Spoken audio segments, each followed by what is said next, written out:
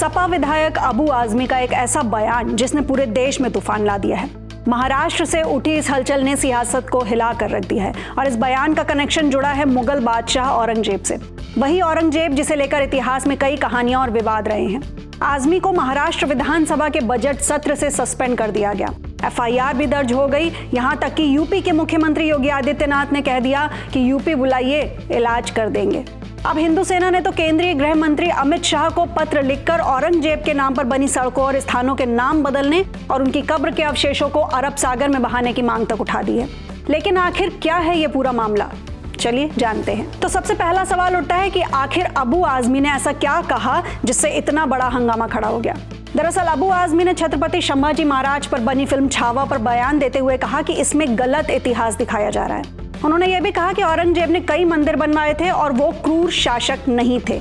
उनके मुताबिक औरंगजेब और संभाजी महाराज के बीच धार्मिक नहीं बल्कि सत्ता और संपत्ति की लड़ाई थी। आजमी ने यहाँ तक कहा कि अगर औरंगजेब हिंदुओं के खिलाफ होते तो 34% हिंदू उनके साथ क्यों होते। बस इस बयान ने सियासी बवाल खड़ा कर दिया। इस बयान के बाद शिवसेना सांसद नरेश गणपत महस्के ने अबू आजमी के खिलाफ एफआईआर दर्ज करवाई, जिसमें कहा गया कि अबू आजमी ने औरंगजेब के शासन का महिमा मंडन किया है और उनके अत्याचारों को कम आंका।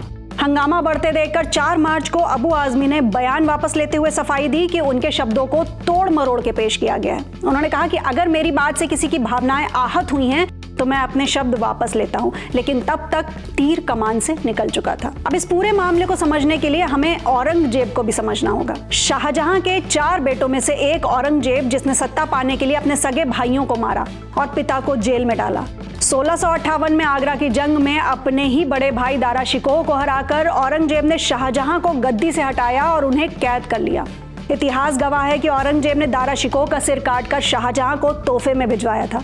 करीब 50 साल तक दिल्ली की गद्दी पर काबिज रहने वाला औरंगजेब सबसे लंबे समय तक शासन करने वाला मुगल बादशाह बना। अब बात करते हैं उस सबसे विवादित फैसले की जिसे लेकर औरंगजेब का नाम आज भी विवादों में है। 9 अप्रैल 1669 को औरंगजेब ने हिंदू मंदिरों को गिराने का आदेश दिया, जो उसके शासन के सभी 21 सूबों में लागू हुआ।